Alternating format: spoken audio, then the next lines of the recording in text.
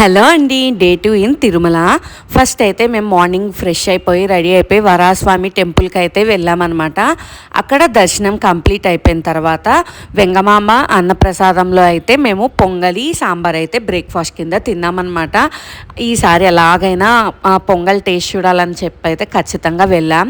కళ్యాణం అయితే చాలా బాగా జరిగింది. దర్శనం అంతకంటే అద్భుతంగా జరిగింది. ఈసారి దర్శనాలు అయితే చాలా అద్భుతంగా మర్చిపోలేనట్టుగా జరిగాయి అన్నమాట.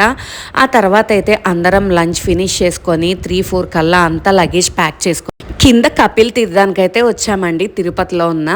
ఇక్కడ రావటం అయితే మా పిల్లల ఫ్రెండ్స్ అయితే మాకు వెల్కమ్ చెప్పారు. ఈ కొండముచ్చులే అసలు ఫుడ్ కూడా చేతులు ఏమన్నా ఉంటే టప్పని లాక్కొని వెళ్ళిపోతున్నాయి అనమాట. ఫస్ట్ నా దగ్గరికి వచ్చి నుంచునేసరికి మేమైతే అందరం భయపడ్డాము. ఫస్ట్ అయితే ఇక్కడ ఆంజనేయ స్వామి టెంపుల్ ఉంటే అక్కడ దర్శనం చేసుకొని తర్వాత కపిలేశ్వర స్వామిని అయితే దర్శనం చేసుకోవడం అయితే జరిగింది. లొకేషన్ అదంతా చాలా బాగుంది.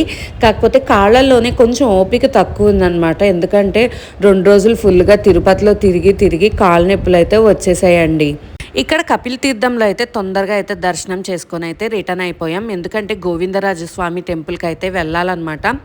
అక్కడ లేట్ అవుతుందని అక్కడ 1 అవర్ అయితే దర్శనం అయితే ఆపటం అయితే జరుగుతుందన్నమాట. స్వామివారికి ఏదో సేవ ఉంటుంది, మళ్ళీ లేట్ అయిపోతుందన్న ఉద్దేశంతో ఎక్కువసేపు లేకుండా అయితే వచ్చేసాము. కానీ వచ్చేసరికి ఎలాగైనా ఒక 5 మినిట్స్ లేట్ అయిందనమాట. అందుకని దర్శనం అయితే ఆపేశారు. మా ఫోన్స్ అయితే క్యాబ్లో పెట్టేయడం జరిగింది. అందుకని పెద్ద వీడియో తీసుకోవాలి. సరదాగా చిన్న స్ట్రీట్ షాపింగ్ అయితే చేసుకొని అయితే దర్శనం చేసుకొని రూమ్కి అయితే వెళ్ళాం.